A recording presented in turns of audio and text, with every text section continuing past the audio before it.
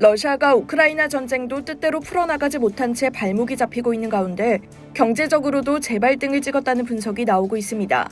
블라디미르 푸틴 대통령의 노림수가 다 빗나가고 오히려 혹독한 대가를 치를 것이란 전망입니다.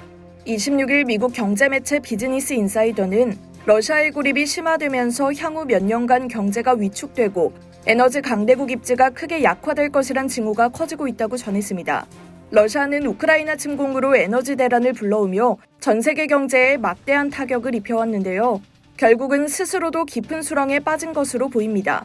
전쟁을 일으킨 러시아는 서방의 제재에 직면하자 에너지를 무기화하며 보복에 나섰습니다. 독일로 가는 주요 가스관을 차단하고 남은 연료를 중국, 인도에 판매했는데요. 이를 통해 러시아는 전쟁 초기 3개월 동안 240억 달러 넘게 벌어들였습니다. 하지만 유시 버클리의 경제학자 유리 고로드니첸코는 고립이 심화되고 있는 러시아가 큰 대가를 치를 것이란 징후가 나타나고 있다고 지적했습니다. 러시아는 실제로 우크라이나 크림반도를 합병한 2014년 고립되기 시작해 우크라이나 침공 전에도 경제적 입지가 악화된 상태였습니다. 지난 2021년 GDP는 1조 7,800억 달러로 7년 전 2조 600억 달러에서 크게 줄었습니다. 국제통화기금은 러시아의 올해 GDP는 6% 감소할 것으로 추정하고 있습니다. 노벨 경제학상 수상자인 폴 크루그먼은 최근 피터슨 국제경제연구소 자료를 인용해 전쟁 이후 러시아는 제재국과 교역이 60% 감소하고 비제재국과의 교역도 40% 줄었다고 전했습니다. 비즈니스 인사이더는 러시아의 고립은 특히 에너지 수출에 큰 타격을 주고 있다고 분석했습니다. 국제에너지기구에 따르면 러시아 GDP의 45%를 석유 및 가스 판매가 차지하고 있는데요.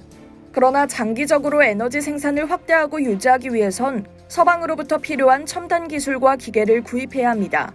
아울러 러시아가 중국과 인도 등 다른 구매자에게 상당히 할인된 가격으로 러시아산 원유를 판매하고 있는 점도 결국 러시아의 에너지 판매 수입을 감소시키고 시장 입지를 약화시키고 있다고 설명했습니다.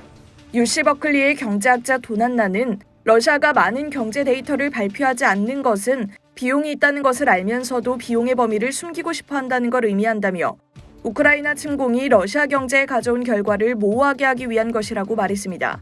한편 이번 전쟁으로 에너지 가격이 급등하면서 유럽은 1조 달러의 손실을 입었다는 분석도 나왔는데요. 문제는 이 같은 에너지 위기가 쉽게 해결되지 않을 것이란 점입니다. 위드 코로나로 전환한 중국의 에너지 수요가 급증하고 경기 침체가 현실화하면 2026년까지 에너지 보릿고개를 넘지 못할 수 있다는 전망도 나옵니다. 러시아가 쏘아올린 에너지 위기. 러시아 자신도 거센 역풍을 맞고 있고 세계적 충격도 길어지고 있습니다. 이상 여의도 튜브였습니다.